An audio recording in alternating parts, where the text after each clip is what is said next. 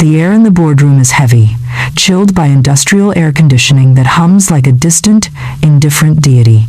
On the massive mahogany table sits a single object, a phone, its dark glass screen mirroring the pale, tense face of the man staring at it. Outside the floor-to-ceiling glass windows, the city of glass and steel pulses with an unfeeling rhythm. Cars crawl in silent ribbons far below, lights flicker on against the encroaching twilight. It is 6:45 p.m. on a Friday, the hour when the world usually exhales, but here, time has frozen.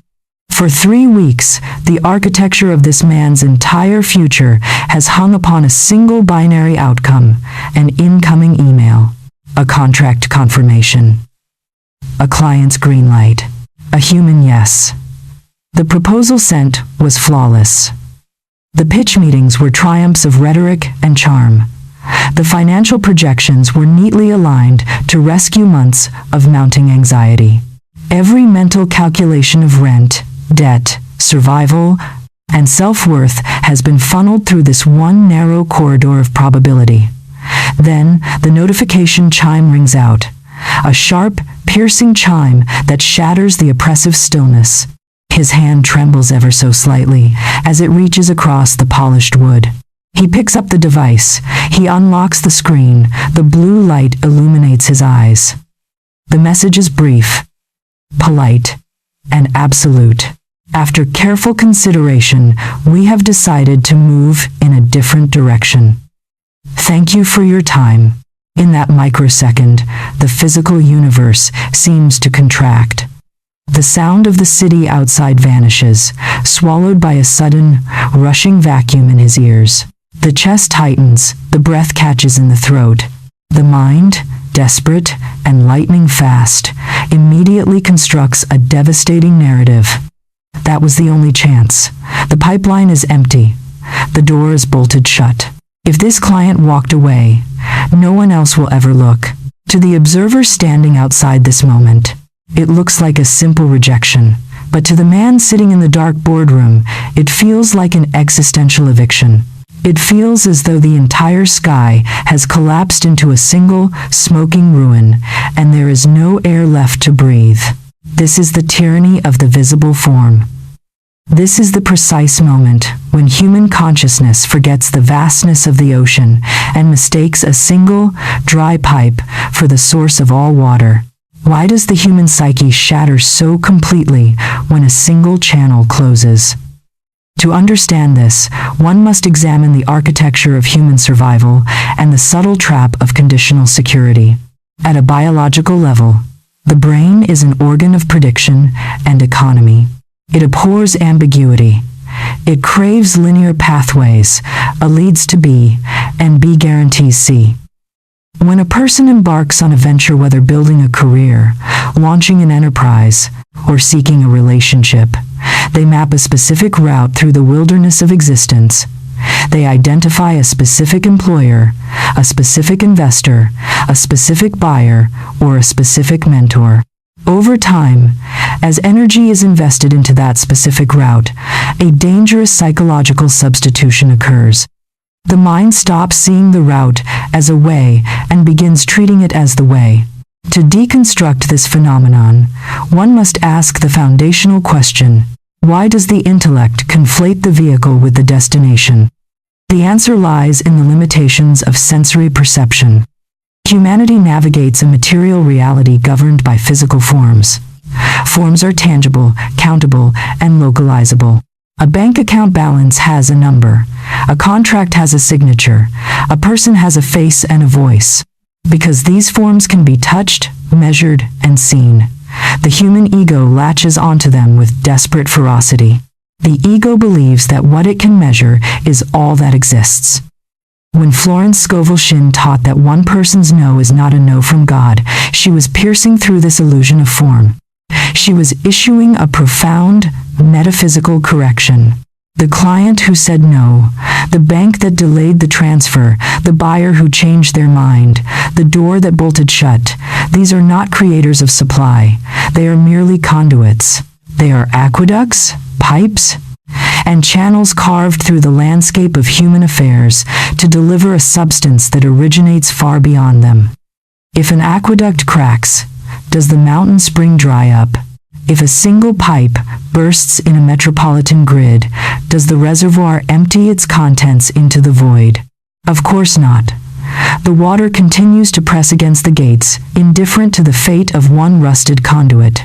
Yet, human beings stand in front of the broken pipe, weeping as if the ocean itself has evaporated. Recursive thinking reveals an even deeper layer of this psychological loop.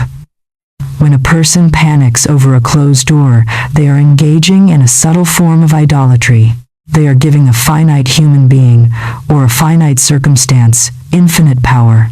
They are saying to that person, "You hold the keys to my life, your approval is my oxygen, your signature is my creator." When authority is surrendered to an external form in this manner, peace becomes entirely volatile. It rises and falls with the shifting whims of the marketplace, the moods of hiring managers, and the unpredictable currents of human behavior. The moment the form changes, the inner world collapses not because the universal supply has failed, but because the individual anchored their house to a sandbar instead of bedrock. True maturity, both psychological and spiritual, begins the moment this confusion is untangled. A closed door is merely life performing a diagnostic on your faith. It reveals precisely where you have placed your trust. In the infinite source, or in the fragile, temporary channel. In the scorching expanse of the Syrian desert, the ancient city of Palmyra once flourished as a legendary jewel of trade and culture. Surrounded by unforgiving, arid wastes where nothing could naturally grow, Palmyra should have been a ghost town of dust and bone. Yet, it sustained tens of thousands of citizens, lush gardens, and towering marble colonnades. How did they survive? Through a marvel of ancient engineering, the Grand Aqueduct. For centuries, the city's entire livelihood depended on this single, monumental stone channel that wound its way down from the distant mountains, carrying life-giving glacial water straight into the heart of the metropolis. The citizens revered the aqueduct. They decorated its stone arches with garlands of flowers. They sang hymns to the master builders who maintained its masonry. To the average merchant or farmer walking its streets, the aqueduct was life. One scorching summer, tectonic shifts deep within the earth sent a sudden tremor through the region. With a deafening roar, a massive section of the primary mountain ridge shifted, crushing the central span of the Grand Aqueduct into rubble. Instantly, the flow stopped. Within days, panic swept through Palmyra. The public fountains sputtered and died. The lush public gardens began to wither under the merciless sun. Merchants locked their stalls. Citizens wept in the streets, clutching their dry clay vessels. The ruling council gathered in frantic emergency sessions, wringing their hands and crying out that the city was doomed. "The water is gone," they wept. Amidst the hysteria, an old scholar named Zadok Man, who had spent decades studying the ancient strata of the desert, walked calmly through the frantic crowds. He climbed the dry steps of the ruined aqueduct, looked down at the silent stone trough, and laughed softly. He gathered the terrified leaders and pointed not at the broken stone arch, but down at the very earth beneath their sandaled feet. "Fools," Zadok said, his voice carrying the calm authority of the desert wind. "You mourn the broken stone, but you have forgotten the earth it stands upon. The aqueduct was only a path. The mountain spring did not die because one arch fell. The water is still rushing through the hidden veins of the earth, searching for a new opening. Dig deeper." Skeptical, exhausted, but driven by desperation, a crew of laborers took iron picks and began to dig directly beneath the city's central plaza, far away from the old stone channel. Just 12 cubits down, their picks struck a subterranean shelf of limestone. A sudden, violent hiss echoed through the pit. The stones split open, and a roaring, crystal-clear geyser of pressurized artesian water burst upward, flooding the excavation site. It was purer, colder, and far more abundant than the water the old aqueduct had ever carried. Palmyra did not perish. In fact, freed from their dependence on a single aging pipeline, they tapped into an underground sea that sustained them for generations to come. The stone channel had changed. The source had never moved. The story of Palmyra is not a relic of antiquity. It is the exact map of your current financial, professional, and personal landscape. When a door closes in your life, do not mourn the stone arch. Do not sit in the darkened boardroom of your mind, staring at a dead screen and declaring that your story has ended. That job, that client, that relationship, that investment, or that specific opportunity was simply your aqueduct. It was a well-constructed, beautiful channel, designed to bring good into your experience for a season. When its work is complete, or when its structure can no longer hold the weight of your expanding destiny, it gives way. This is not a punishment. It is a divine clearing of the path. To embody this truth today, you must perform the first correction. It is a simple, internal shift of sovereignty. Take a breath. Feel the tension in your shoulders, and deliberately release it. Acknowledge that the disappointment you feel is real. Do not bypass your humanity with cheap spiritual cliches. It hurts when a door closes. It stings when a human being says no. Let yourself feel the weight of the moment, but draw a hard boundary line around your identity. Do not let a temporary appearance become a permanent prison. Say these words quietly to yourself, letting them anchor deep into your nervous system. That was a way. It was not the only way. That was the channel. It is not the source. Feel the immense relief that washes over you the moment you realize your supply is not trapped behind that single, locked door. The universe is infinitely resourceful, infinitely creative, and infinitely wealthy. While you are staring at a closed entrance, invisible subterranean forces are already carving new, unexpected pathways toward your life, pathways cleaner, richer, and better suited to the person you are becoming. But beware. The mind, having been trained in scarcity, will try to drag you back.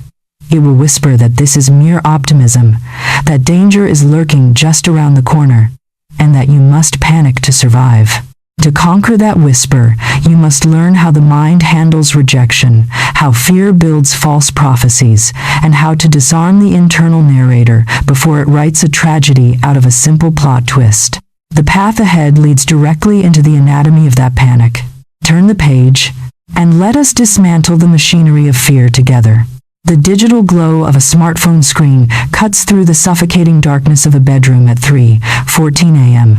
The air is stagnant, heavy with the quiet ticking of a clock and the erratic rhythm of a mind that refuses to rest. In this theater of isolation, the human thumb performs a familiar, compulsive ritual, pulling down on the screen to trigger the refresh icon. The little loading wheel spins once, twice, 3 times before snapping back into place, revealing the exact same empty landscape of unresponsiveness. No new emails. No notifications of a transferred deposit. No miraculous reversal of fortune. Just absolute deafening silence. To an outside observer, this is merely a person looking at a phone in the dark, but beneath the ribs, a kinetic storm is raging. The heart hammers against the sternum with frantic urgency. A thin film of cold perspiration coats the palms. The stomach coils into a tight, hard knot of dread. This is the physiological cost of panic. It is not an abstract emotional state. It is an acute, visceral emergency response. The mind, having tied its survival to a single external outcome, begins to spin out catastrophic futures at lightning speed. It replays the sent email word by word, hunts for perceived mistakes in the pitch, and cross-examines every interaction leading up to this moment of silence. Why didn't they reply? What did I say wrong? If they reject this, the rent won't clear. If the rent doesn't clear, everything unravels. This is it, the end of the line. In less than 60 seconds, a delayed response, or a polite professional rejection has been magnified by fear into a total existential catastrophe. The screen goes dark, reflecting the exhausted, hollowed eyes of the watcher, trapped in a prison of their own frantic projection. Why does the human nervous system react to a professional or financial delay as if it were a mortal predator lunging from the brush? To decode this, one must examine the terrifying alchemy of psychological escalation, the precise mechanism by which a single external event mutates into a permanent internal identity wound. At the root of this anxiety lies the ego's desperate need for validation. When an individual pours their talent, time, and soul into an endeavor, whether launching a creative work, applying for a career-defining role, or offering a service to a market, they invest a piece of their worth into that output. When the market, the hiring manager, or the client responds with a no, or worse, with complete silence, the unherded mind does not process it as a logistical mismatch. Instead, it processes it as a referendum on the soul. Let us subject this phenomenon to recursive inquiry. Why does a single rejection feel like a permanent verdict? Because the ego operates on absolute binaries. If I am accepted, I am valuable. If I am rejected, I am worthless. And how does fear bridge the gap between a temporary event and a permanent identity? By manufacturing a false prophecy. Fear takes a single localized data point. We have decided to move forward with another candidate and runs it through a distorted logical processor. It generalizes the instance into a universal law. Step 1. This company did not choose me. Step 2. Therefore, no company in this industry wants me. Step 3. Therefore, my skills are obsolete. My efforts are cursed, and I am fundamentally unchoosable by life. This is the psychological trap of prophecy making. Once fear casts a rejection into the prophetic tense, the future is held hostage by the past. The individual stops seeing themselves as a dynamic, infinitely creative consciousness navigating a vast marketplace. Instead, they see themselves as a permanent victim of circumstance, marked by a brand of systemic failure. Florence Scovel Shinn understood this mental alchemy intimately. She taught that words and beliefs are the creative instruments of consciousness, warning against the danger of using temporary appearances to write permanent decrees. To say I am rejected everywhere is to take a passing cloud and declare that the sun has been permanently extinguished. It is a profound category error. A closed door is a physical boundary in space and time. It is not a cosmic evaluation of your worth. It tells you nothing about your ultimate capacity, your divine blueprint, or the infinite options still waiting in the unseen fields of possibility.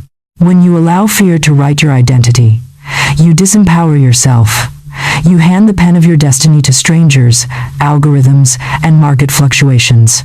True psychological mastery requires breaking this pen, refusing to let a temporary no define your eternal yes. In the heart of Renaissance Italy, during the golden age of artistic mastery in Florence, a young sculptor named Valerio was commissioned to carve a monumental statue of a celestial guardian for the fade of a great cathedral. For months, Valerio scoured the quarries of Carrara until he found what he believed was the perfect block of white marble, flawless, luminous, and grand. He paid a fortune to transport the stone to his workshop, hauled it up with heavy timber pulleys, and set to work with hammer and chisel. Day after day, the air filled with the sharp ring of metal on stone and the white dust of creation settling in his beard. One afternoon, as Valerio struck a delicate blow to define the jawline of the guardian's face, a hidden structural fault deep within the marble core gave way. Crack! A clean, violent fracture split the stone diagonally from crown to base, shattering the face he had spent weeks shaping. The left side of the marble block slumped forward and crashed onto the stone floor of the workshop, reducing months of agonizing labor to rubble. Valerio dropped his chisel. He fell to his knees in the dust, staring at the ruined block. A cold wave of despair washed over him. He looked up at the unfinished torso and wept aloud, his voice echoing off the stone walls. "It is finished," he whispered into the empty room, his hands trembling in the white dust. "That was the finest marble in all of Tuscany. If that stone could not hold the vision, then I am no master. I am a fraud, and my hands are cursed. No great work will ever rise from my studio." For 3 days, Valerio sat in the dark workshop, paralyzed by grief.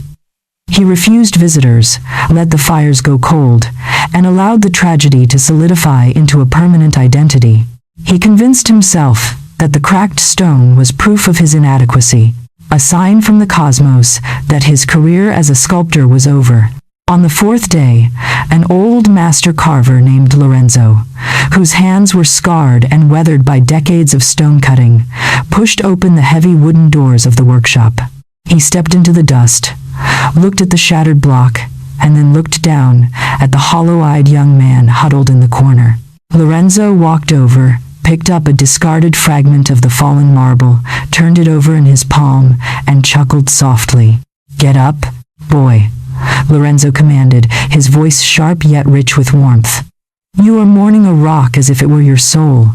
The quarry of Carrara is vast, and the mountains are full of stone.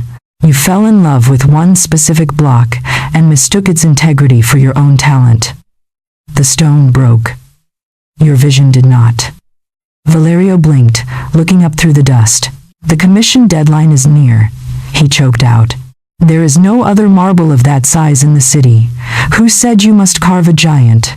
Lorenzo replied, pointing his chisel toward a pile of smaller, overlooked alabaster and marble remnants stacked in the dark corner of the room. "Scale down the form, carve a masterpiece of intimacy. Let the restriction force you into brilliance." Drawn out of his despair, Valerio wiped the dust from his face, picked up his tools, and approached the forgotten remnants.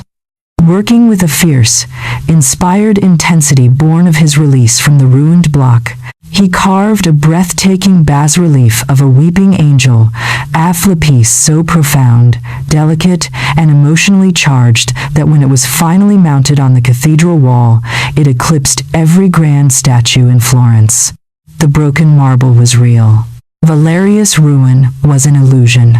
The story of Valerio is the mirror of every creative, professional, and personal setback you have ever faced.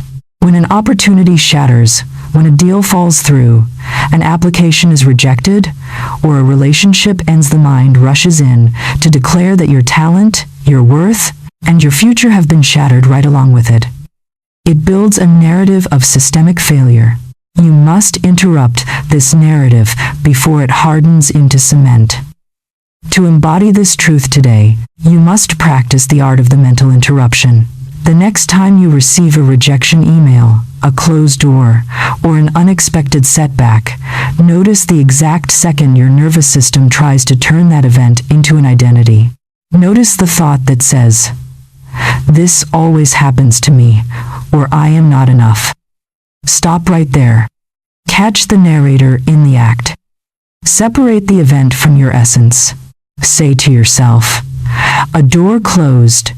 That is an appearance. I am rejected everywhere." That is a lie.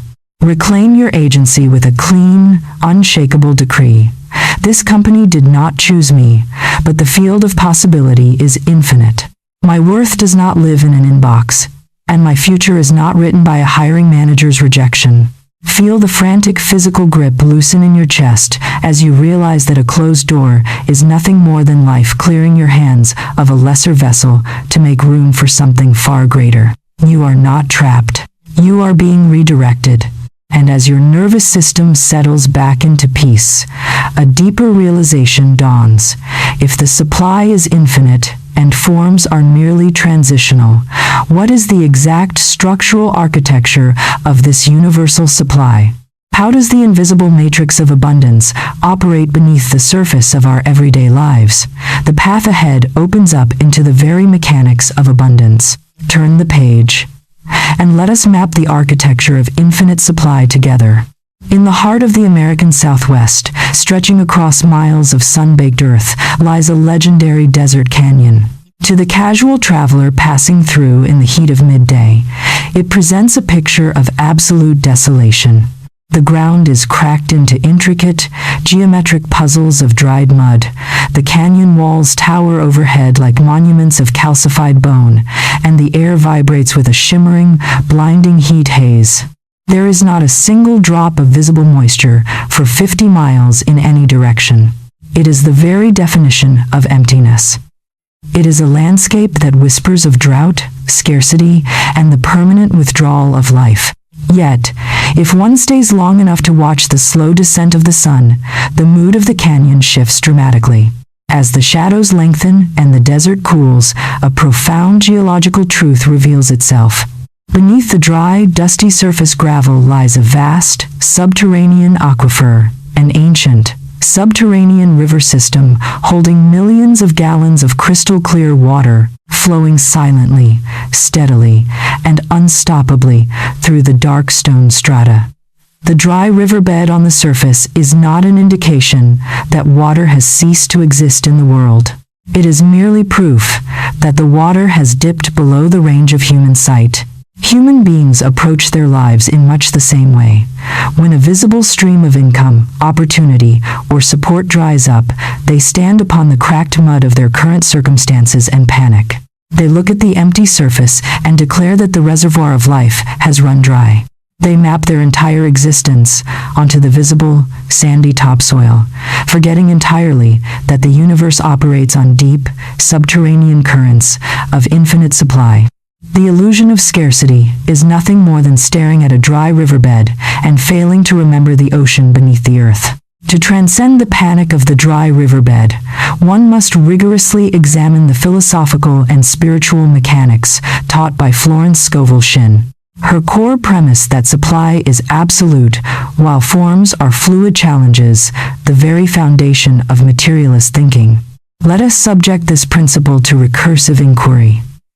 Why does human consciousness become so easily trapped in the illusion of finite supply? Because humanity is educated from infancy to measure reality through sensory feedback.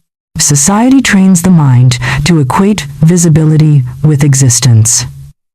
If a dollar bill is in the wallet, wealth exists. If the wallet is empty, lack exists. If a client is actively paying invoices, security exists. If the inbox is silent, poverty is at the door. This conditioning binds human trust to tangible, physical forms. And how does the metaphysical law of infinite supply operate beneath this materialist illusion? Shinn's matrix posits that the universe is not a closed system of limited resources where one person's gain is another's loss. Instead, it is an infinite, self-replenishing continuum of divine expression. Supply does not originate from a job, a client, a savings account, or a human benefactor. These are merely local collection points, valves and spigots attached to an infinite main pipeline. When a local valve is closed when a specific job ends, a client walks away, or an investment falls through the uninitiated mind, screams that supply has been cut off. But the metaphysical law dictates something entirely different. The closing of a valve does not depressurize the main line. It merely redirects the flow toward another outlet. Recursive thinking takes this a step further. Why does the universe routinely close specific valves in a person's life? Often, because human beings are prone to stagnation. Left to their own devices, they will cling to a mediocre, comfortable channel out of fear of the unknown, refusing to step up to the higher level of expression designed for them. Life, in its infinite intelligence, uses closed doors as architectural interventions. It shuts down the old route precisely to force the consciousness to look up, expand its container, and align with a richer, more expansive form of good. When you understand the Florence Scovel Shinn matrix, fear loses its authority. You stop viewing a lost opportunity as a tragedy and begin viewing it as a logistical realignment. You realize that your good cannot be locked behind a human door, because your good is anchored in the infinite, unchanging matrix of the universe itself. Centuries ago, along the perilous trade routes of the ancient Silk Road, a master merchant named Tariq led a massive caravan of camels laden with precious Persian silks, spices, and jewels toward the markets of Constantinople. It was a journey that had made his family wealthy for generations. A journey that relied upon a specific, heavily guarded mountain pass through the jagged peaks of Central Asia. One evening, as the caravan camped at the foothills of the pass, a terrifying roar echoed through the gorges. A massive mountain landslide, triggered by an unseen tremor, brought millions of tons of rock, earth, and ancient pine trees crashing down, completely sealing the mouth of the pass. When Tariq and his scouts rode up to inspect the devastation the next morning, their hearts sank. The pass was impassable. It would take months, perhaps years of grueling physical labor to clear the tons of stone blocking the path. Despair rippled through the caravan. The hired guards muttered about bad omens. The junior merchants sat in the dirt, weeping over their ruined investments. "Our venture is destroyed," the lead assistant cried, wringing his hands. "All our capital is tied up in these goods, and this was the only way through the mountains to the western markets. We are ruined men." Tariq, however, did not weep. He stood atop a high boulder, looking out over the impassable barrier of rock, and closed his eyes. He remembered the teachings of the desert sagesmen, who understood that the earth is full of hidden pathways known only to those who refuse to accept a single boundary as absolute. "Silence your panic," Tariq commanded his men, his voice steady and resolute. "The mountain pass is closed, but the mountains themselves did not create our wealth. That was a path. It was never the source. Pack the camels. We ride north along the base of the ridge." The men thought him mad. Riding north led away from Constantinople into the uncharted, windy steppes. Yet, bound by his unshakable authority, they followed. For 3 days, they skirted the jagged cliffs, braving the cold winds of the high plateau. On the 4th day, as they rounded a sweeping limestone ridge that no map in their possession recorded, Tariq's lead scout let out a sharp cry of astonishment. Hidden behind a veil of ancient cedar trees lay a forgotten, natural high-altitude plateau, a wide, level corridor carved by ancient glacial meltwater that bypassed the blocked mountain range entirely. Not only was it significantly shorter than the old treacherous pass, but it also wound directly down into a wealthy, untouched trading city that had never before seen merchants from the east. Tariq and his caravan entered the new market with their silks and spices intact, selling their goods at twice the profit they would have made in Constantinople. The old pass was blocked. The supply had found a wider, richer river. Take a quiet breath right now. Pause the relentless forward rush of your thoughts, and let this truth settle into your bones. Your supply is not limited to the channel you can currently see.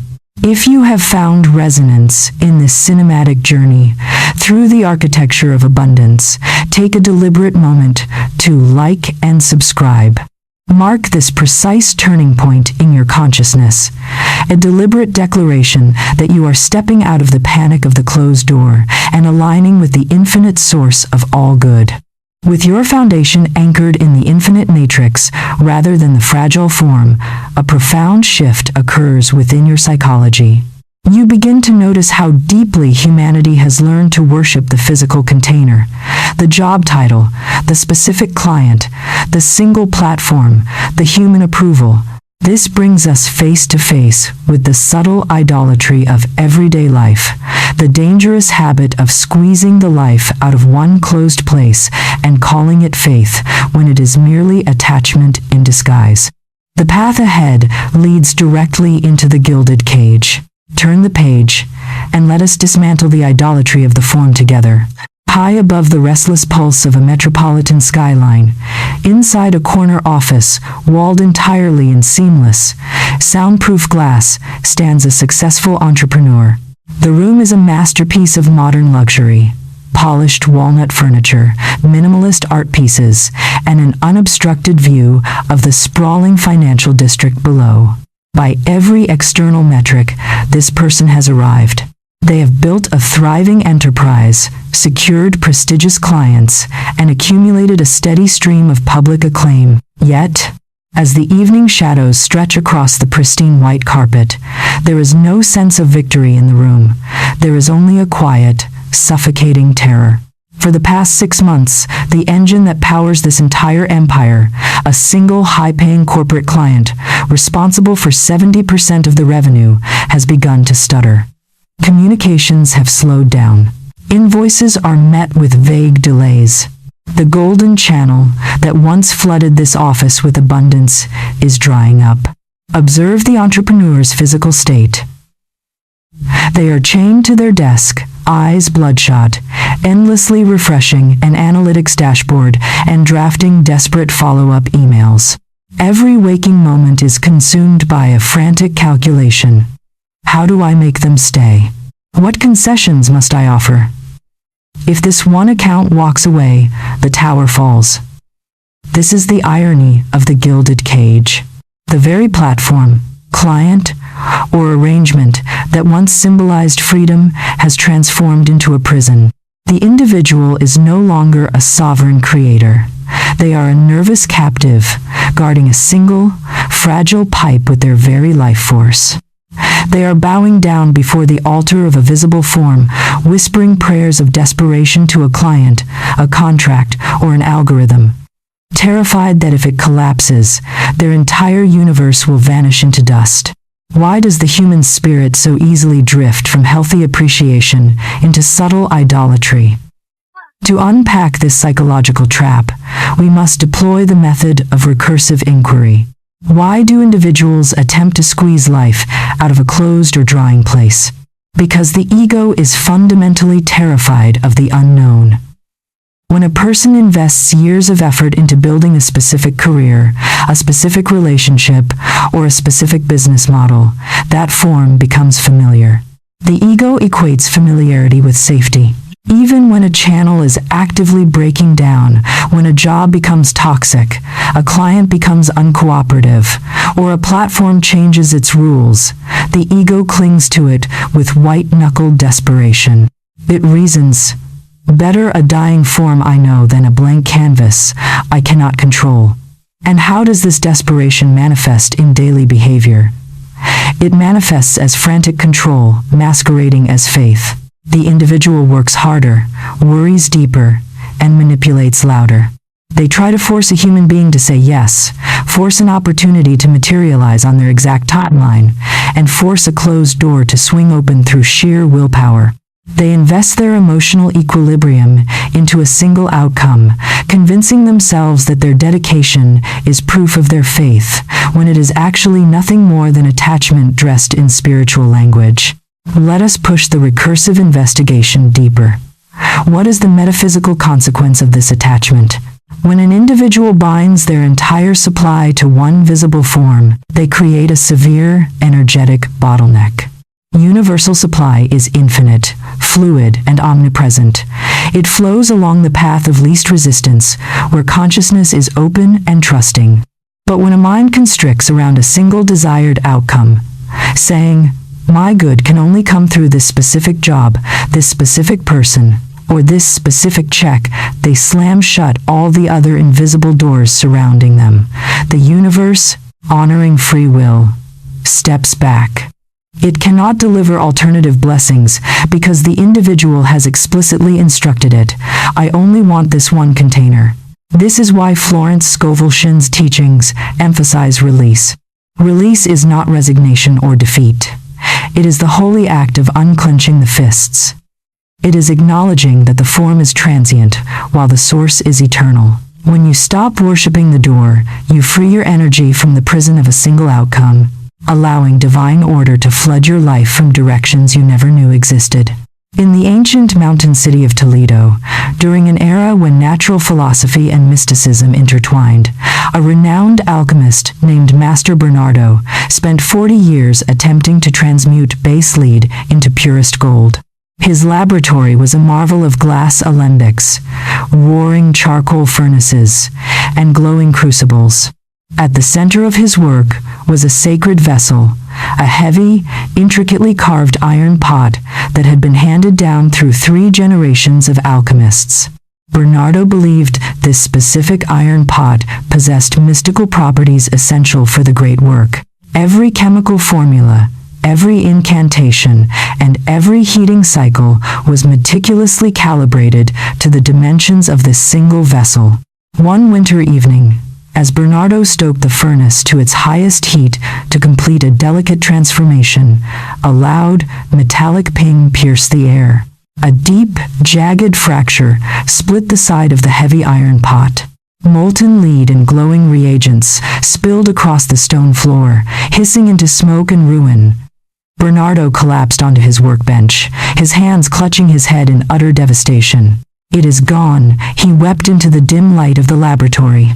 40 years of research, lost in a single second. The sacred iron pot is broken. Without this exact vessel, the formula cannot hold. The transmutation is impossible. For weeks, Bernardo abandoned his furnaces. He sat in the cold workshop, staring at the cracked iron pot, treating it like a dead deity. He cursed the metal, cursed the fire, and declared that alchemy had betrayed him. His apprentice, a sharp-eyed young woman named Clara, watched him sink into despair. One night, while Bernardo slept, Clara ignored his strict traditions. She swept up the spilled reagents, bypassed the broken iron pot entirely, and looked at the raw materials of lead, sulfur, and salt sitting on the work table. She realized something fundamental that Bernardo's rigid dogmatism had blinded him to. The iron pot was never the alchemical reaction. It was merely a container. The true power of transmutation did not live in the thickness of the metal. It lived in the universal laws of chemistry and fire that operated everywhere in the cosmos. Clara took a simple, common clay bowl course and unadorned placed the ingredients inside and set it over an ordinary flame. Within minutes, the mixture bubbled, shifted color, and crystallized into a shimmering, flawless nugget of pure gold. When Bernardo walked into the laboratory the next morning and saw the gold gleaming in the clay bowl, he stood paralyzed, his entire worldview fractured. He had spent his life worshipping the container, completely blind to the fact that the source of transformation was universal. The iron pot of Master Bernardo is the exact trap that keeps modern lives small and anxious. Look at your own landscape. Where have you made a single client, a single employer, a single relationship, or a single platform your sacred iron pot? Where have you tied your piece so tightly to one visible outcome that your entire inner world collapses whenever that form shifts? To break this cycle, you must practice the clean art of spiritual detachment. This does not mean you stop caring, stop working, or become indifferent to your goals. It means you reclaim your sovereignty. Take a moment right now to look at the area of your life where you feel the most pressure, the most tightening in your chest. Identify the specific form you have been treating as your source. Now, perform the inner unbinding. Say these words with calm, quiet authority. I bless this job, this client, this project, or this relationship, but I do not bind my supply to it. If this channel is complete, I release it with grace. My peace is not held hostage by this form. The source of my good is infinite, and another way is opening now. Feel the immediate drop in tension. Feel the breath deepen as your soul steps out of the gilded cage and remembers its vastness. You are no longer squeezing life out of a dry pipe. You are standing in the middle of an endless ocean of supply. And as your inner world settles into this unshakable peace, a profound stillness takes hold.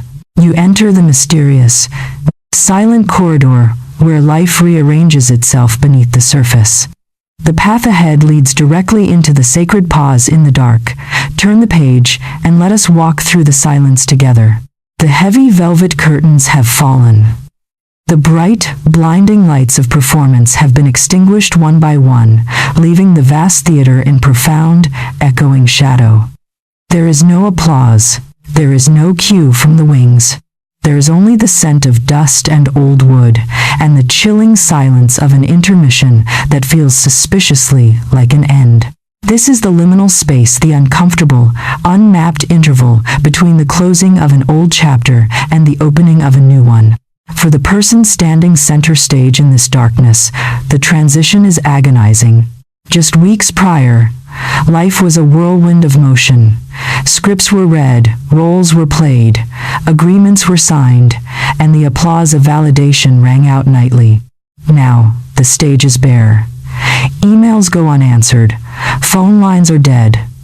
The momentum that once carried them effortlessly forward has ground to a complete and total halt. Observe the physical reality of this waiting room. The mind races in circles, desperately trying to script the next act out of thin air. It searches the shadows for a director, a prompt, a sign of life. Every hour spent in this stillness feels like an eternity of stagnation. The ego screams that nothing is happening, that the silence is proof of abandonment, and that being unbooked is synonymous with being erased. Yet, to the wise observer who understands the rhythm of creation, this unlit stage is not a place of punishment. It is the sacred womb where every great manifestation is quietly assembled before the curtain rises again. Why does human consciousness equate stillness with failure? To unpack this psychological paradox, we must subject it to rigorous recursive inquiry. Why does the untrained mind panic when outward momentum ceases? Because human perception is trapped in the tyranny of the visible. We are conditioned to measure productivity through kinetic motion, typing, calling, pitching, signing, and executing. If limbs are moving and screens are glowing, we feel productive and secure. Therefore, when life forces a pause, when a project stalls, a door slams shut, and outward action is temporarily halted, the ego panics, because it cannot see the machinery working behind the veil. And how does this panic distort the nature of universal timing? It creates a false dichotomy between quiet and absence. The ego assumes that if something is not shouting for attention in the material world, it does not exist. If a client hasn't replied, the deal is dead. If a path is not currently active, no path exists. Let us push the recursive investigation to its deepest philosophical layer. What is actually occurring during a period of divine delay? Invisible does not mean inactive. In the mechanics of spiritual law, creation always happens first in the unseen realm before it condenses into physical form. A seed planted in fertile earth does not sprout by screaming at the soil to hurry up. It undergoes a silent, subterranean alchemy in the dark. Roots stretch downward. Nutrients are absorbed. The genetic code unfolds in absolute quietude. If you were to dig up the seed every hour out of panic to check its progress, you would kill the very harvest you are praying for. Divine supply operates on the exact same principle. When an old channel closes, life does not leave you stranded in a vacuum. It places you in the wintering room. It suspends your outward efforts so that internal realignments can take place. If new blessings were rushed into your life while your consciousness was still tethered to old, frantic patterns of scarcity, you would simply recreate the exact same limitations in a new container. The pause is not a denial of your desires. It is the sacred calibration of your capacity to hold them. Recognizing this transforms anxiety into profound, expectant reverence. Deep within an ancient royal forest in the heart of Europe stood a magnificent white oak tree, celebrated across the kingdom for its towering height, its lush summer canopy, and the sweet acorns that fed the forest creatures for generations. The animals and local villagers alike viewed the oak as the eternal pillar of the woods, a permanent fixture of vibrant, unyielding life. Then came the year of the great frost. An unseasonably early winter descended upon the land, bringing sub-zero temperatures and a blanket of heavy, blinding snow. The sap within the forest trees froze solid. Across the woods, branches snapped under the weight of the ice. By midwinter, the majestic oak had dropped every single one of its leaves. Its massive branches stood stark, gray, and lifeless against the pale gray sky. To anyone passing by, the tree looked dead. The forest birds abandoned its branches. The deer sought shelter elsewhere. Even the local villagers shook their heads, whispering that the great oak had finally succumbed to age and cold. Deep beneath the frozen topsoil, however, a vastly different reality was unfolding. The oak was not dying, it was wintering. Having ceased all outward display of leaves and green shoots, the tree had redirected 100% of its life force energy downward.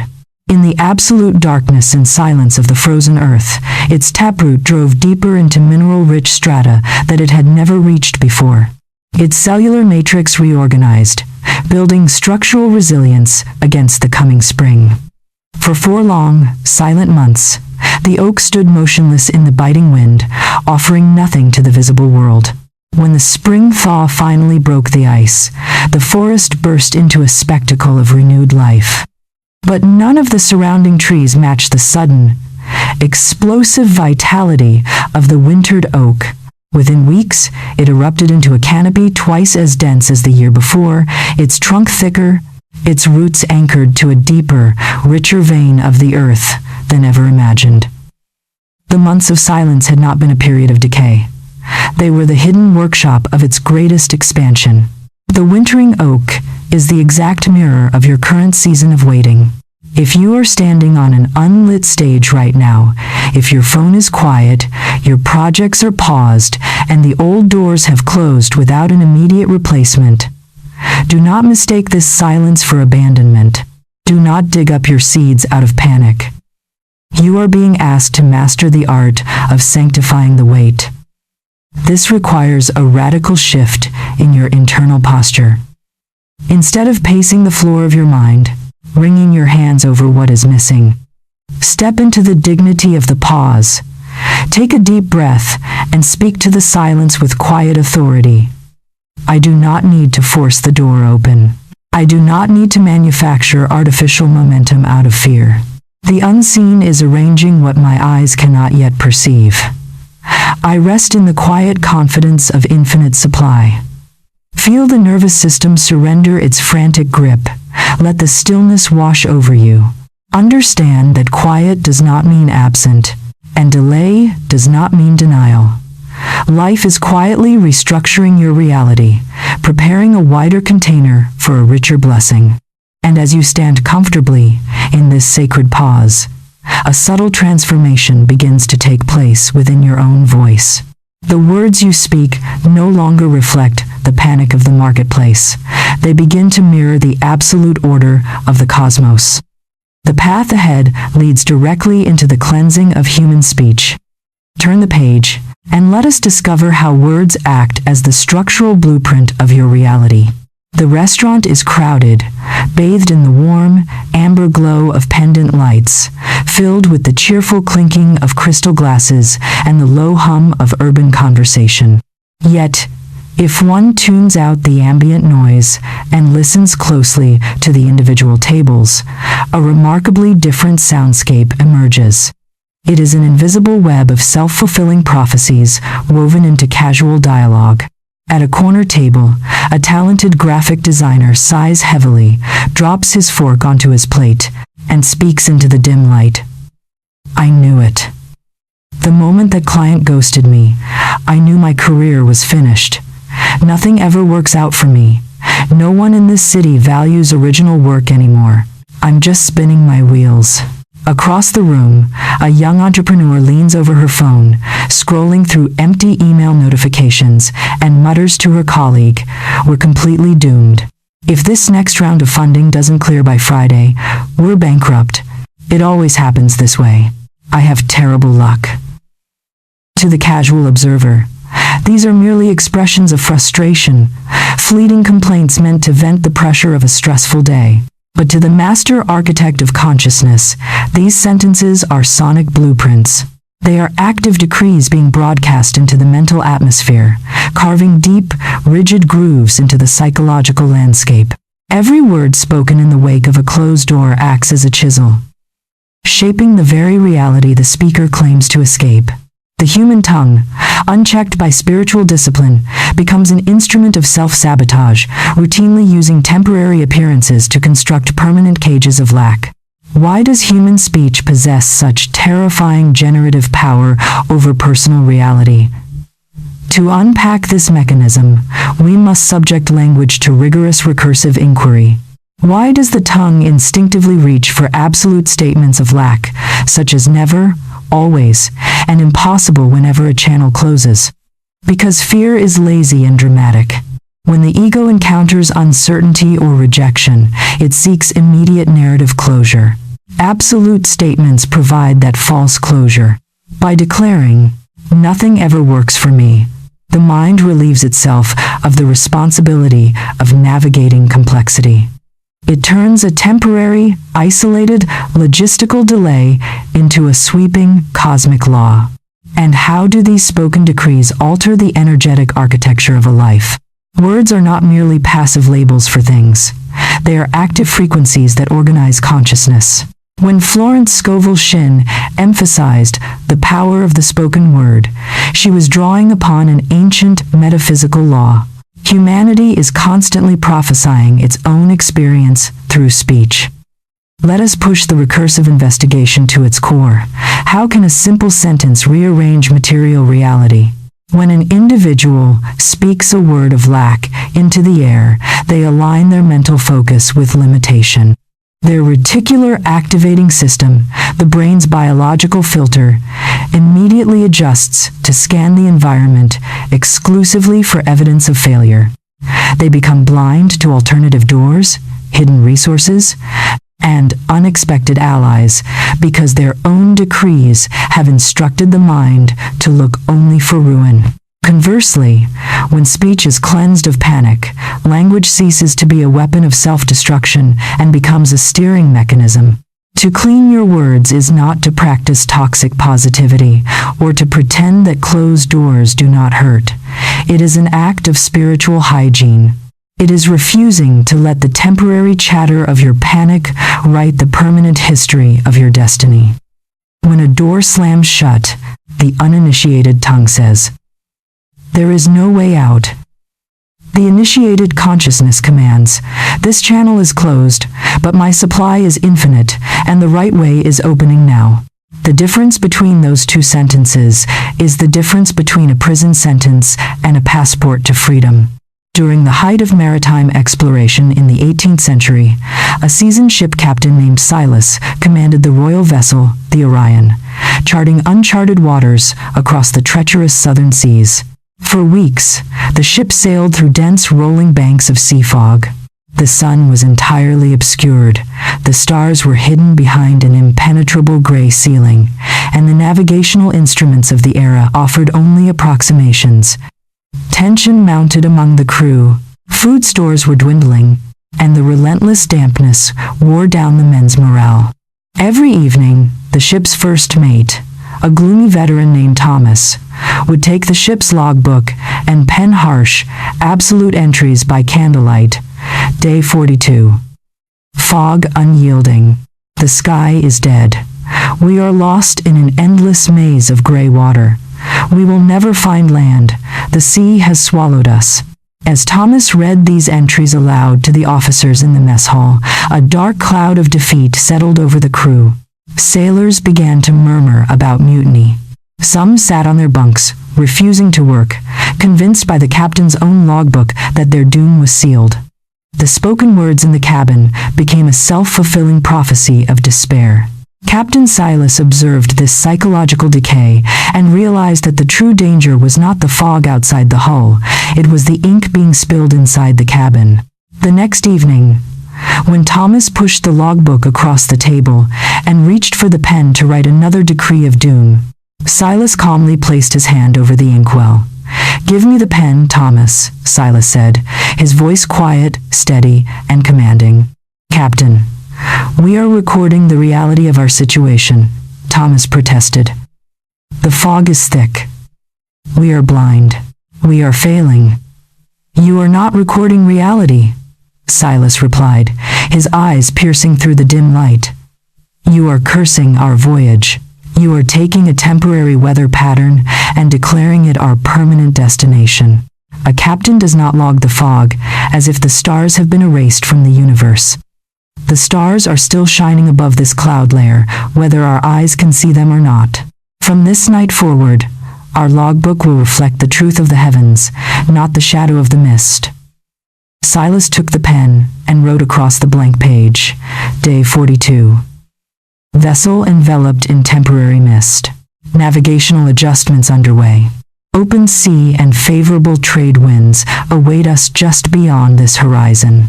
The journey continues in divine order. He commanded the officers to read the new entry aloud across the deck.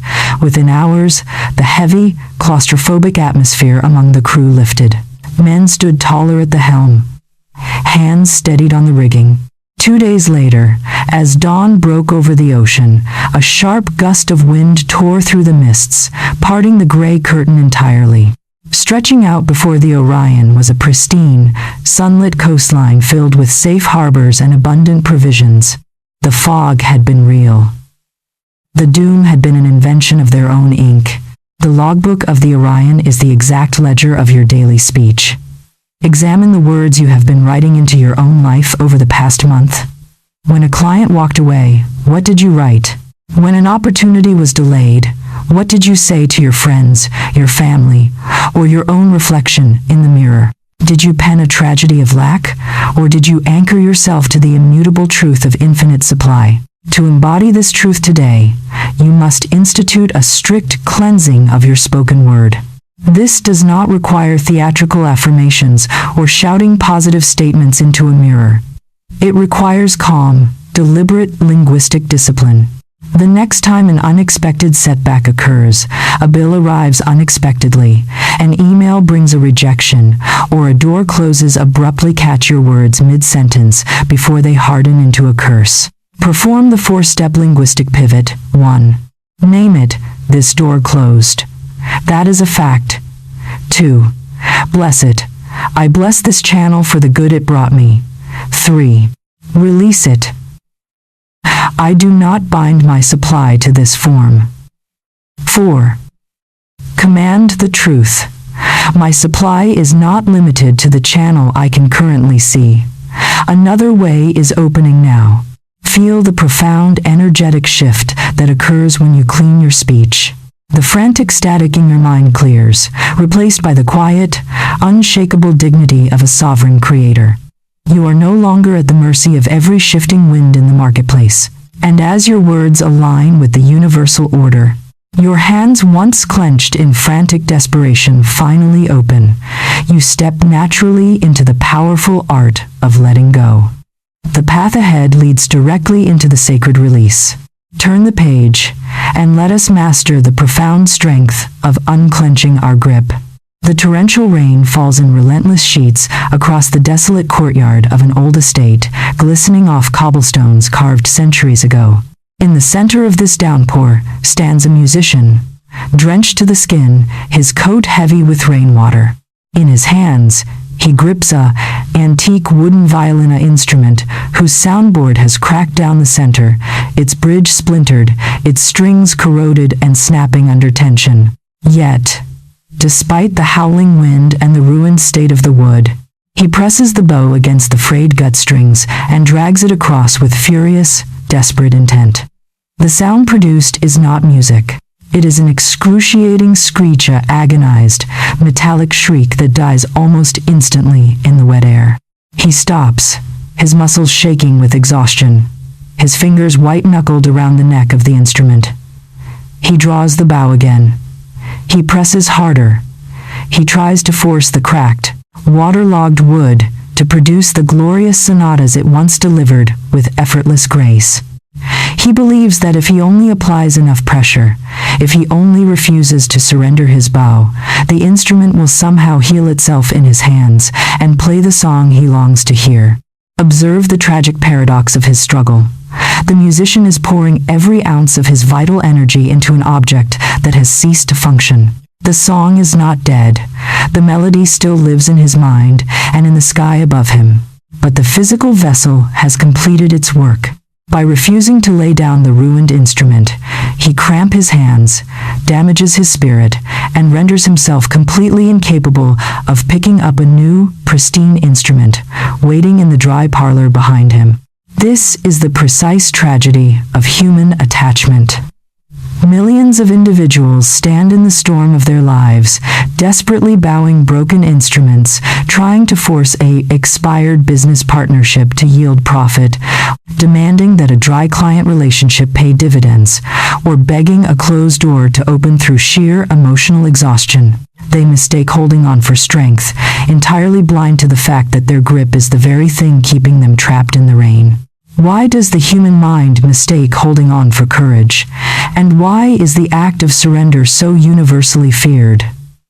To uncover the mechanics of this internal knot, we must apply the lens of recursive inquiry. Why do individuals cling to broken channels, even when they yield only friction and pain? Because the ego operates under the fatal delusion that control equates to survival. To the ego, letting go of a familiar form, even a form that is actively causing suffering, feels like stepping off a cliff into an abyss. The mind whispers, "If I release this client, I will have nothing. If I accept this rejection, I am defeated. If I stop fighting this closed door, I am giving up my agency." The ego equates letting go with passivity, weakness, and total extinction. And how does spiritual law distinguish between passive resignation and active sacred release? Herein lies the critical distinction that transforms human consciousness. Passive resignation is born of bitterness, powerlessness, and despair. It says, "Life has defeated me, nothing good will come, so I lay down in the dirt." It leaves the individual broken, resentful, and bound to the very thing they claim to abandon. Sacred release, however, is an act of supreme spiritual sovereignty. It does not stem from weakness. It stems from an absolute conviction in the infinite nature of supply.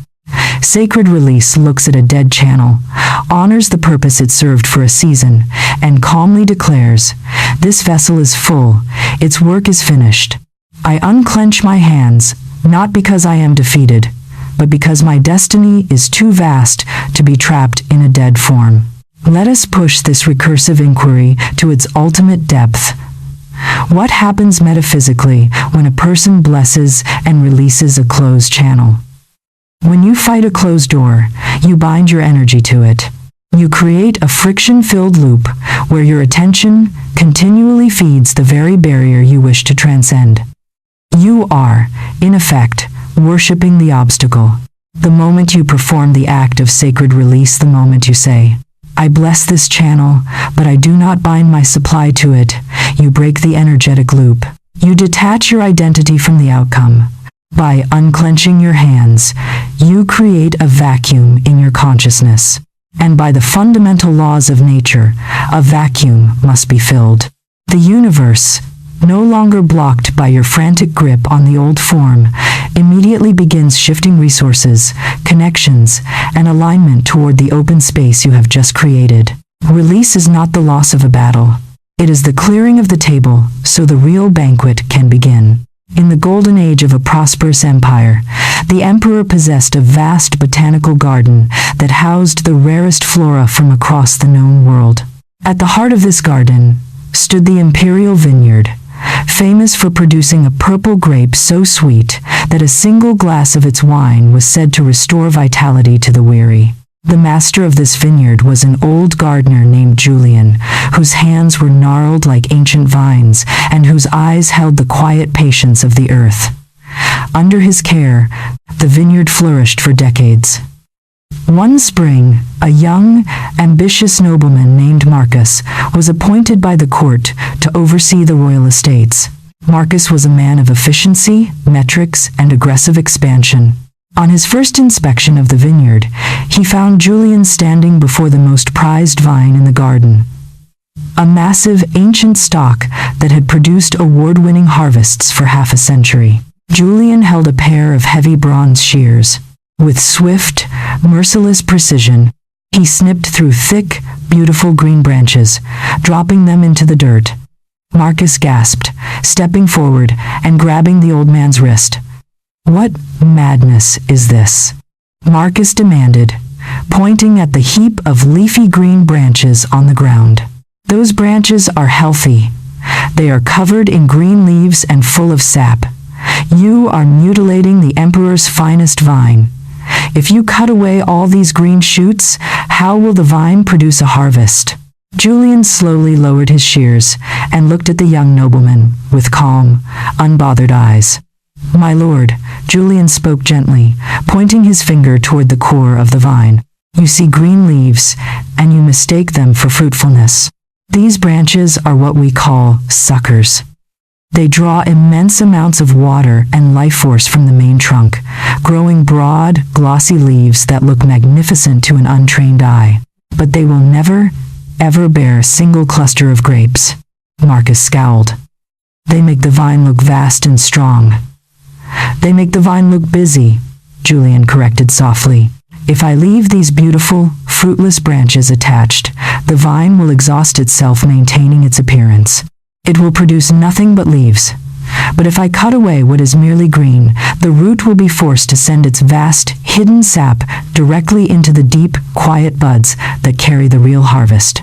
Julian resumed his work. He pruned back 3/4 of the vine, leaving it looking stripped, bare, and unpretentious under the spring sun. Marcus walked away in disgust, convinced the old man had ruined the crop. 4 months later, late in the summer, Marcus returned to the vineyard. The bare vine had not died. Stripped of its fruitless, demanding branches, the vine had channeled its full, undivided power into handfuls of tight, dark buds. Hanging from the wood were the largest, most luminous clusters of grapes the empire had ever seen, so heavy with sweet juice that they perfumed the air for miles around. Julian had not destroyed the vine.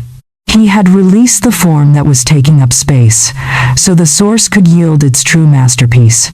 The green, fruitless branches of the imperial vineyard are the exact representation of the obsolete channels you have been afraid to prune from your life. How many projects, client relationships, or past expectations are you currently maintaining simply because they look busy or familiar, even though they yield no true peace or divine abundance? How much of your vital energy is being drained by keeping fruitless forms alive out of fear of looking bare? To step into the power of the Master Gardener today, you must execute the formula of sacred release. This is not a theoretical exercise. It is an immediate, practical clearing of your inner field. Choose the one closed door, the one delayed payment, the one unresponsive prospect, or the one past failure that has been occupying your thoughts. Bring it before your mind's eye. Do not run from the disappointment. Sit with it for a single, quiet breath, and then guide your consciousness through these 4 sovereign steps. 1. Name it. This was a channel. It was a useful vessel, but it is not my source. 2. Bless it. I bless this channel for whatever good, wisdom, or strength it brought into my life. 3. Release it. I unclench my grip. I do not bind my supply, my worth, or my peace to this specific form. 4. Return to truth. My divine supply is infinite, untouched, and unblocked. Another way is opening now in perfect order. As you speak these steps, feel the physical relief cascading down your spine. The frantic, cramped muscles in your hands soften. You are no longer holding a broken instrument in the downpour. You are stepping out of the rain and opening your hands to receive a higher expression of your good.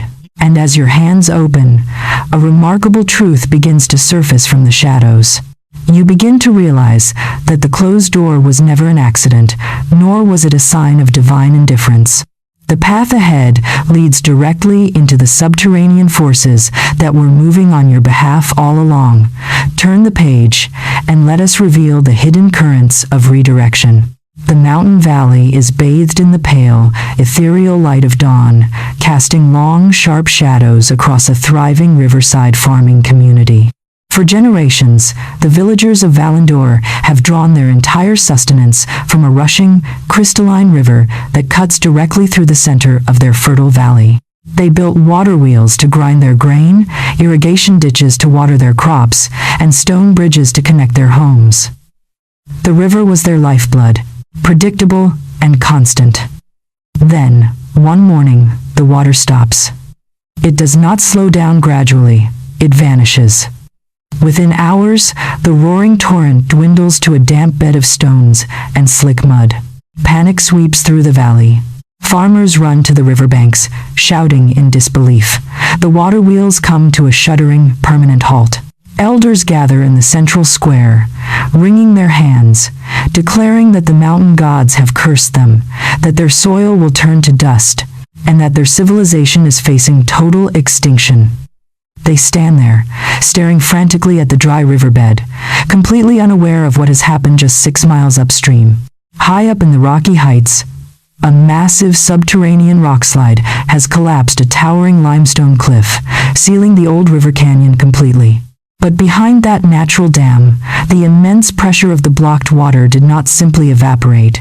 It carved a magnificent hidden fissure through the mountain ridge, turning the current away from its old path and forcing it down into an entirely new, pristine basin, a vast, untouched plateau of rich, black soil that dwarfs the old valley in size and fertility. The villagers are weeping over a dry ditch, completely blind to the fact that the river hasn't left them, it has promoted them. Why is the human mind so fundamentally incapable of recognizing a closed door as a form of divine redirection? To decode this deep psychological blindness, we must subject the mechanics of circumstance to rigorous recursive inquiry. Why do individuals instinctively label every unexpected disruption as a catastrophe rather than a correction? Because human consciousness is myopic by nature. It operates within a tiny fraction of time and space. When an individual launches a venture, applies for a role, or seeks a specific partnership, they can only see the immediate horizon of their current desires. They cannot see the unseen structural flaws in the opportunity they are chasing. They cannot see the toxic dynamics brewing behind a prestigious client's polished exterior. Nor can they foresee the economic shifts arriving 6 months down the line that would render that exact contract a liability. And how does the universe execute redirection when human resistance is at its highest? When an individual is marching blindly toward a dead end, life cannot gently suggest a detour. The ego is too stubborn to listen to gentle hints. Therefore, the universe uses the closed door as a merciful wall. It slams the gate shut with unmistakable finality. Let us push this recursive investigation to its ultimate philosophical depth. What is the triple nature of the closed door? First, it is protection. Many times, a prayer that is not answered, or a contract that falls through is the precise shield, preventing you from entering an arrangement that would have drained your resources, broken your spirit, or derailed your true destiny. Second, it is timing. A door may be closed, not because you are unworthy of the good you seek, but because the container you currently possess is not yet wide enough to hold the magnitude of what is coming.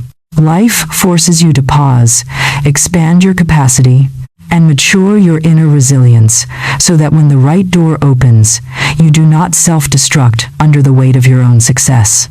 Third, it is alignment. The closed door forces you to stop looking backward at the dry riverbed and turn your face toward the hidden currents moving upstream. You realize that rejection is not a reflection of your inadequacy, but a redirection toward your true north. During the height of the classical era, a brilliant master builder named Chilon submitted his master blueprints for the Grand Library of Alexandria to the royal court. It was a magnificent design, a towering, multi-tiered marble palace meant to house the accumulated scrolls of the ancient world. Chilon had spent 5 years drafting every column, arch, and courtyard. When the royal committee reviewed his plans, however, they rejected them outright. The chief magistrate dismissed Chilon with a cold wave of his hand, stating that the design was too grand, too complex, and ultimately unsuited for the city's immediate structural needs. Chilon was shattered. He gathered his heavy parchment scrolls, walked out of the palace under the blazing Mediterranean sun, and retreated to his small workshop near the harbor. For weeks, he sat in bitterness, cursing the short-sightedness of the magistrates. He believed his career as an architect was over, and that his life's work had been thrown into the dirt. Unbeknownst to Chilon, just months after his rejection, a seismic tremor shook the foundations of Alexandria. The grand public buildings, constructed along the city's upper ridge, built upon the very geological strata Chilon's library was originally slated to occupy, suffered massive structural fractures due to hidden underground fault lines. Furthermore, a visionary merchant who had heard rumors of Chilon's rejected plans approached the broken architect with an unexpected proposition. Chilon, the merchant said, unrolling a map of the subterranean limestone caverns beneath the city's lower harbor. The magistrates rejected your towering palace above ground, but what if you designed a subterranean sanctuary? A cool, fireproof, moisture-controlled hall carved directly into the living rock of the earth, protected from both the desert heat and the city's shifting surface soils? Spurred by this unexpected redirection, Chilon abandoned his old blueprints. Working with the natural contours of the earth, rather than fighting against them, he designed the subterranean vaults of Alexandria, an architectural marvel of natural ventilation and rock-hewn architecture that outlasted every surface temple in the empire, preserving countless historical texts through centuries of fire and war. The rejection of his palace was not the end of his career. It was the precise redirection required to birth his true masterpiece. Pause right here in the center of your journey. Look back at every closed door, every sudden delay, and every painful no you have ever received. Notice how many of those closed doors ultimately saved you from disasters you could not see at the time. If this cinematic realization has unlocked a deeper peace within your spirit, take a deliberate moment to like and subscribe. Anchor this truth into your permanent awareness. Your good is never lost. It is simply being redirected by a wisdom far greater than your own. With the understanding of hidden currents taking root in your consciousness, we now bring this profound philosophy down into the bustling, hyper-connected realities of modern daily life. How do we maintain this spiritual dignity when navigating volatile modern careers, shifting digital algorithms, competitive markets, and human relationships that constantly fluctuate? The path ahead leads directly into the modern landscape. Turn the page, and let us walk through the contemporary world with unshakable sovereignty. The midnight blue of a high-rise apartment living room is punctuated entirely by the cold, electric luminescence of multiple screens. A content creator, entrepreneur, and digital navigator sits cross-legged on the floor, staring unblinkingly at an analytics dashboard. The metrics tell a volatile story. Views are dipping. An algorithm update rolled out silently overnight, plunging reach by 40%. A brand deal that took weeks of delicate negotiation has just dissolved into an automated rejection email. Outside the window, the hyper-accelerated pulse of the modern city races forward, drones humming overhead. fiber optic networks carrying trillions of data packets across oceans in milliseconds, and millions of human beings competing for attention in a deafening digital coliseum. Observe the physical and psychological toll of this modern existence. The individual feels exposed to invisible tides, at the mercy of faceless software engineers, shifting trends, fickle audiences, and corporate gatekeepers thousands of miles away. In this environment, peace is a fragile commodity. When a platform changes its rules, or a digital storefront experiences a sudden slump, it feels as though the entire floor has dropped out from under the creator's feet. The mind immediately spirals into modern scarcity. The market is saturated. If this channel stops performing, I am invisible. This is the ultimate paradox of the digital age. Humanity has never been more globally connected, yet millions feel profoundly isolated, tethered to fragile digital conduits that can be severed with the simple click of a remote server switch.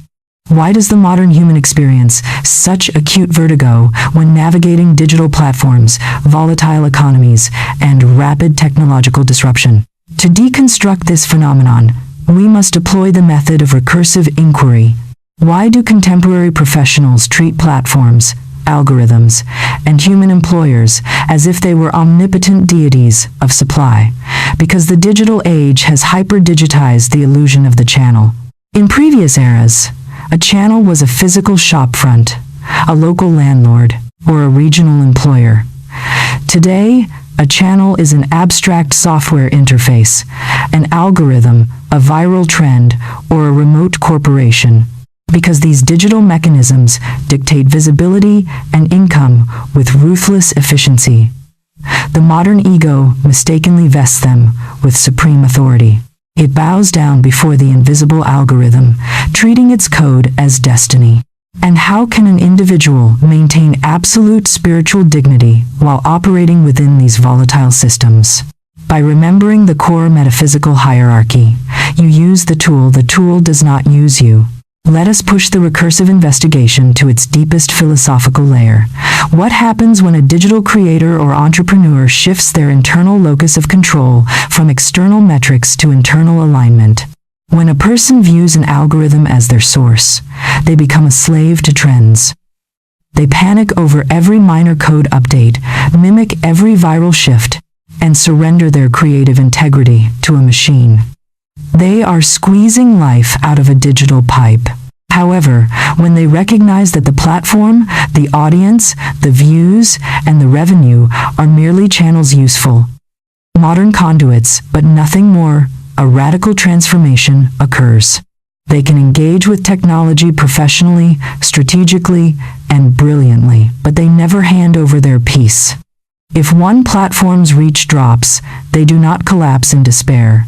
They recognize that the stream has been diverted, and they pivot with calm, creative mastery toward new methods of delivery. Spiritual dignity in the modern world means participating fully in the marketplace of the 21st century without ever forgetting that your true supply originates in the infinite, unchanging intelligence of the universe. During the early stages of the Industrial Revolution in 19th century Europe, a historic guild of master hand weavers in the village of Glenveigh faced an existential crisis. For generations, their families had supplied the royal courts with intricate, hand-loomed tapestries, woven slowly and meticulously on traditional wooden frames. Then came the factory age. Massive steam-powered textile mills were erected in the nearby valley, churning out thousands of yards of uniform fabric per day at a fraction of the cost. Within months, the traditional orders dried up. The noble houses canceled their contracts with the village guild, opting for cheap, machine-made textiles. Panic swept through Glenveigh. The master weavers sat in their silent workshops, staring at their wooden looms, declaring that the modern world had destroyed their livelihood, rendered their skills obsolete, and left them stranded in poverty. One elder weaver named Master Gareth, however, refused to curse the steam engines. He gathered the desperate guild members and challenged their perspective. "Fools," Gareth said, resting his hand on his silent wooden loom. You mourn the loss of curtain cloth and cheap fabric. The machines can weave yards of cotton, true, but can a steam engine weave a bespoke narrative into silk? Can a factory machine calculate the precise tension required to map the intricate navigational charts requested by the Royal Maritime Society? The weavers blinked in confusion. Navigational charts? The new steamships traversing the open oceans are blind, Gareth explained, his eyes bright with vision. They have speed, but they lack precision mapping. Our looms can be retooled.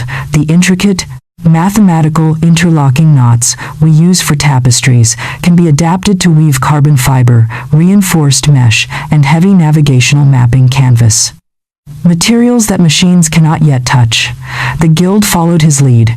They abandoned the dying market of mass drapery and pivoted their ancient craft toward advanced maritime and industrial textiles.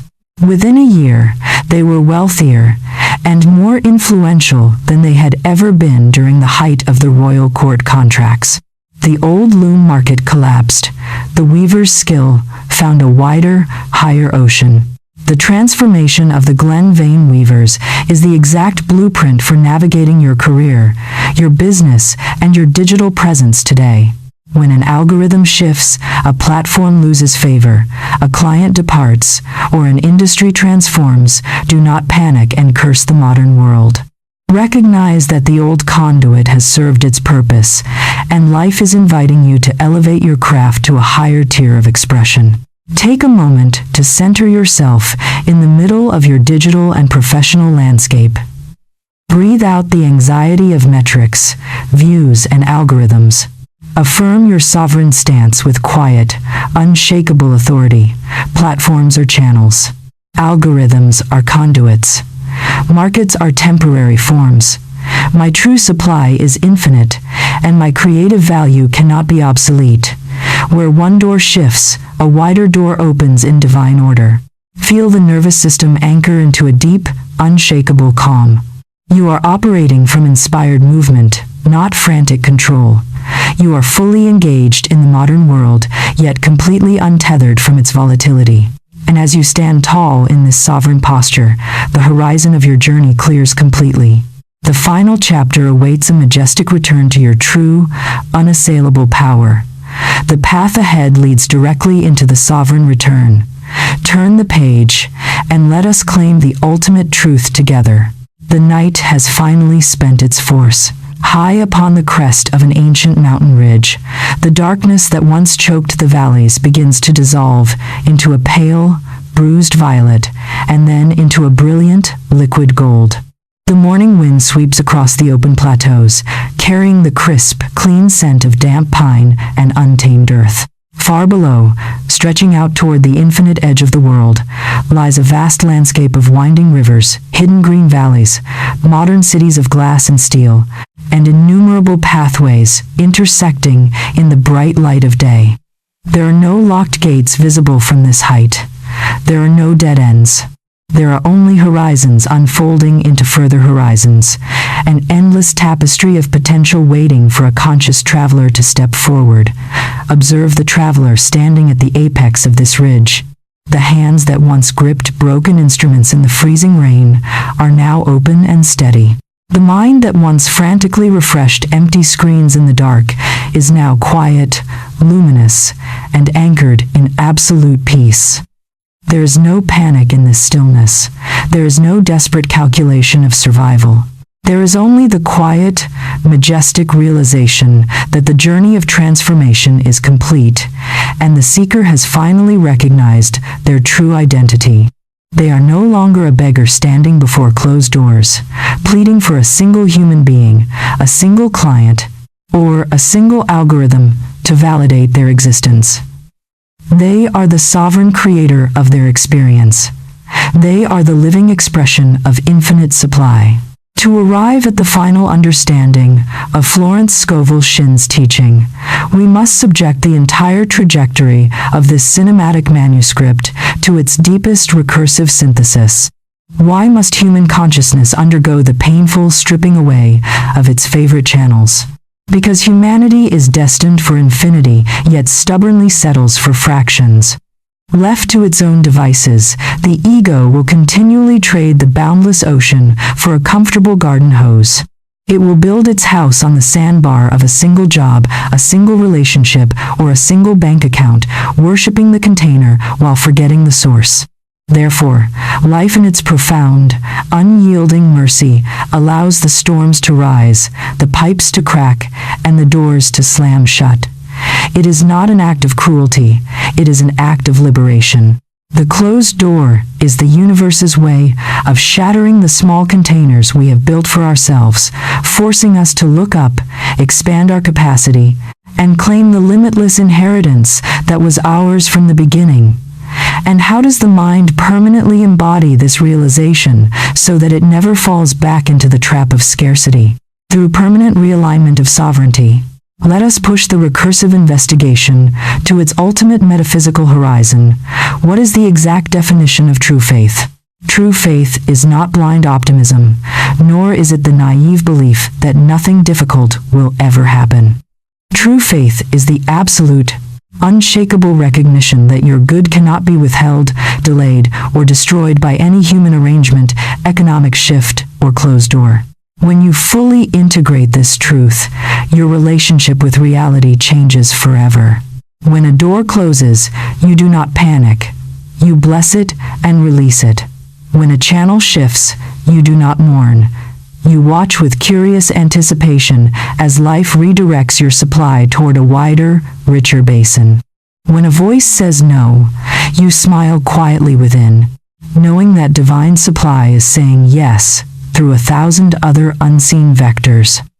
You stop begging life to give you a chance, and you begin commanding life to align with your sovereign blueprint. You are no longer reacting to the world is reacting to the peace and authority of your settled consciousness. In the annals of ancient Mediterranean lore, the story is told of Prince Alaric, who was cast out of his royal inheritance by a usurper king and driven into exile. Stripped of his crown, his robes, and his wealth, Alaric spent 20 long years wandering the earth as a destitute traveler. During those decades of hardship, Alaric carried a single, rusted iron key in his pocket. He had been told by a dying mentor that this key unlocked the legendary lost vault of Valinora, mythical treasury buried deep within the mountains, said to contain enough gold and jewels to reclaim his kingdom. Alaric dedicated every waking hour of his exile to finding the specific door that matched his key. He traveled from kingdom to kingdom, trying the key in every heavy oak portal, every stone archway, and every iron-studded gate he could find. Decades passed. The key became his obsession. Whenever a door rejected his key, whenever a castle gate remained bolted against him, Alaric wept in despair, believing his birthright had been denied, his future stolen, and his life ruined by a series of closed doors. One evening, caught in a blinding snowstorm high in the northern peaks, exhausted and broken, Alaric collapsed against a massive slab of gray granite inside an ancient, unlit ruin. He pulled the rusted key from his pocket, stared at it in the dim light, and cursed it. "You are useless," Alaric cried out into the howling wind. 20 years I have spent trying to make you fit into doors that were never built for you. Because of you, I have lived as a beggar, kneeling before every petty lord in the world, begging for an entry that never came. I am done. With a furious motion, Alaric hurled the iron key across the stone floor into the dark shadows. It clattered against the wall and vanished into a deep fissure in the bedrock. As the key struck the stone, a strange, resonant hum vibrated through the floorboards. A soft, warm light began to bleed upward from the fissure. Alaric crawled across the stone, peered into the dark crevice, and reached down. His fingers did not touch another door. Instead, as he brushed away centuries of accumulated dust, he realized something staggering. There was no vault. There was no secret lock. The key itself was not a tool for opening an external door. It was an ancient, Royal tuning fork, a densified lodestone of pure gold, designed to resonate with the sovereign frequency of his own bloodline. The moment he stopped trying to force it into external locks, the key resonated with the magnetic core of the mountain itself, causing the entire stone facade to slide silently open, revealing an unmeasured, sunlit valley that stretched out as far as the eye could see, his ancestral kingdom, waiting for him to simply step forward and claim it. He had spent 20 years begging dead doors to open, completely unaware that he carried the key to the kingdom within his own hand. The rusted key of Prince Alaric is the final metaphor of your own awakening. You've spent years, perhaps decades, standing before closed doors, trying to force your life through narrow channels, begging human beings for approval, and weeping over dry riverbeds, completely unaware that the source of your supply has never moved, never failed, and never diminished. The journey of this cinematic manuscript has brought you to this exact summit. The old illusions have been stripped away. The panic of the inbox, the idolatry of the form, the fear of the unlit stage, and the grip on the broken instrument have all been left behind in the valley below. You stand now in the full, unassailable light of your own sovereignty. Take one final, deep breath. Feel the absolute stillness of the mountain air filling your lungs, anchoring your spirit, and steadying your heart. Let this final truth settle into the very core of your being. Not as a temporary affirmation, but as the permanent law of your reality. Say it once more, slowly, with the quiet, majestic authority of one who knows the truth. My supply is not limited to the channel I can currently see. A door may close, an answer may be delayed, a plan may shift, a human being may say no. But the universe is infinite, your source is absolute, and another way is opening now in perfect, divine order. Do not worship the channel. Trust the source. Another way is open,